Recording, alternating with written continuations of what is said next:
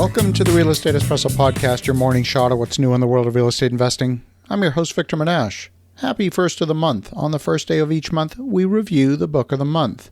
In order to be considered worthy of book of the month, a book has to meet a very simple criteria. It has to be impactful enough that it will either change your life or your perspective on the world.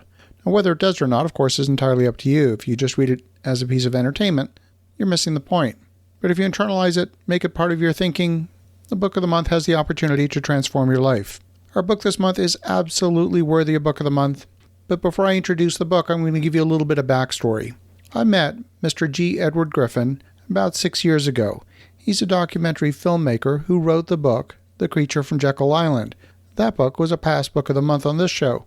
His book is a historical account of the formation of the Federal Reserve back in 1913 and the clandestine manner in which the Fed was conceived. Now, as real estate investors, we hear reports about the Fed and how it influences so much of our investment environment. There's no shortage of people's opinions about the Fed. But how many truly understand the Fed and how it operates? So when Ben Bernanke, chairman of the Federal Reserve during the financial crisis of 2008 and its aftermath, wrote a book about the Federal Reserve and his personal perspective on the way in which the Fed plays a disproportionate role in influencing our economy, I just had to read it. So his book is called 21st Century Monetary Policy, and it's a history of the Federal Reserve from the Great Inflation to COVID-19. I absolutely had to share it with you. Now, I'm not here to say that I endorse or promote everything that the book has to say, but Ben Bernanke has a perspective as a former chairman of the Fed that few others do, and I feel strongly that something so vital to the underpinning of our financial system is definitely worth understanding. The book starts with a historic perspective from inception and how the role of the Fed has evolved over the years, through the Great Depression, through 2 world wars, through the entrenched inflation of the 1970s and the 1980s, through the financial crisis of 2008, and now most recently the pandemic and an unprecedented period of financial liquidity. The Fed was formed in 1913 as an act of Congress, and the U.S. economy prospered on balance during the Fed's first 15 years, but in 1929, the world entered a global depression.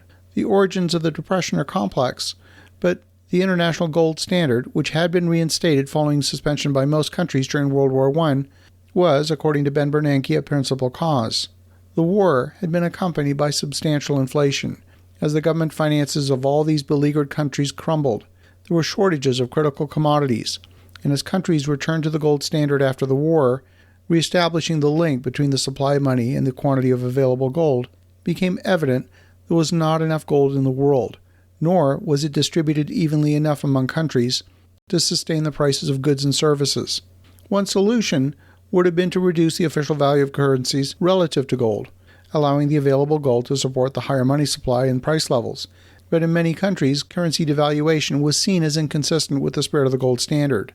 After the First World War, international political and financial conditions remained very unstable, and they were exacerbated by disagreements on how much Germany should pay in war reparations, along with American demands for full repayment of wartime loans to Great Britain and France. These conflicts shook the confidence in the newly reconstructed global monetary system. As fear and uncertainty grew, governments and investors stopped holding pounds and other gold surrogates, and they tried to obtain the physical gold instead. It resulted in a global scramble for gold, including runs on gold held by central banks. As the global shortage of gold began to assert itself, money supplies and prices collapsed in the gold standard countries. The prices of U.S. goods and services, for example, fell by 30% between 1931 and 1933, and that deflation of prices in turn bankrupted many businesses. Imagine if you were trying to pay your mortgage when now all of a sudden the price of your products drops by 30%. That essentially brought down the entire financial system and with it the economy. It took quite some time before the Federal Reserve was modernized again. The cornerstone of congressional oversight formally laid out the Federal Reserve Reform Act of 1977 and formed the so-called dual mandate. The instruction from Congress was to pursue the economic goals of number 1, maximum employment, and number 2, stable prices. The restoration of the Fed's inflation-fighting credibility in the 1980s and 1990s came under Chairman Volcker and Greenspan, and that would have important benefits. The control of inflation became central to Fed policy during that time. The meat of the book is focused on his explanation of his modern monetary theory and the notion that the Federal Reserve's role has changed from its initial mandate. And while the Fed operates independently from government oversight, they are aware that if they stray too far from what government wants, all it takes is an act of Congress to change their mandate. So fast forward to the pandemic, and it's clear the Fed did not have the tools to help the economy directly from the disruption of the pandemic and the months-long lockdowns associated with it. These tools employed by the Fed are brand new. Lowering interest rates wouldn't be enough to put food on the table for those millions of people forced to stay home for months during the period of social isolation. Now, Ben Bernanke was not at the helm during that momentous time, but he still has relationships with many of the people who continue to be directly involved in the decision-making. He understands what rules needed to change in order to bring financial stability to the system, and he's very quick to point out where the Fed has made mistakes in the past and made economic matters worse instead of better.